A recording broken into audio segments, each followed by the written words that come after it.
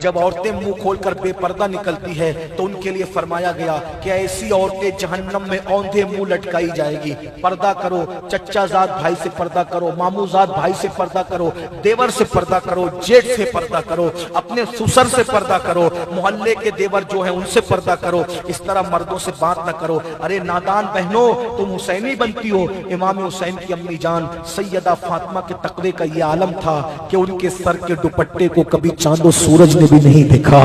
جس کا آنچل نہ دیکھا مہو مہر نے, اس ردائے نزاہت پہ لاکھوں سلام. آج بیٹیاں شادی میں بے پردہ چلی, ولیموں میں بے پردہ چلی.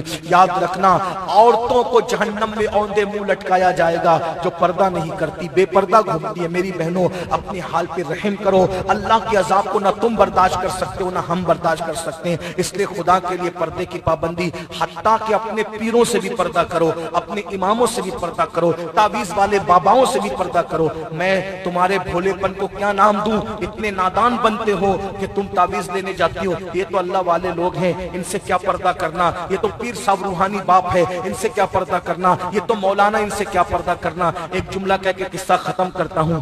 جب نبی سے پردہ کرنے کا حکم دے دیا گیا تب کس کے سامنے بے پردہ تم جا رہی ہو؟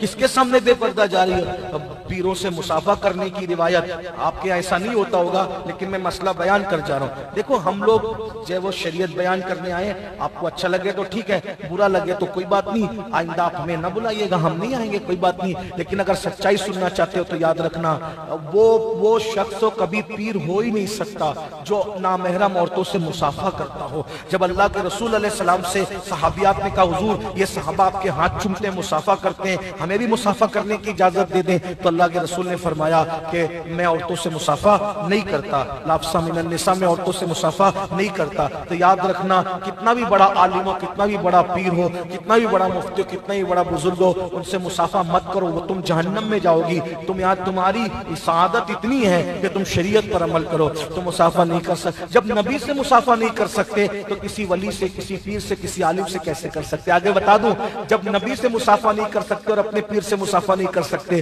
تو چوڑی پہننے کے لیے چوڑی والے کے ہاتھ میں ہاتھ کیسے دے سکتے ہیں؟ مہندی لگانے کے لیے مہندی والے کے ہاتھ میں ہاتھ کیسے دے سکتے ہیں؟ دلہنے مہندی لگانے کے لیے کلب تک جا رہی ہے, چوڑی پہننے کے لیے کلب تک جا رہی ہے. استغفر اللہ. سوچو ذرا, جب نبی کے ہاتھ میں ہاتھ نہیں دے سکتے, ولی کے ہاتھ میں ہاتھ نہیں دے سکتے, تو کسی کافر, کسی مشرک, کسی فاسق, کسی فاجر کے ہاتھ میں مہندی لگانے کے لیے, چوڑی پہننے کے لیے ہاتھ کیسے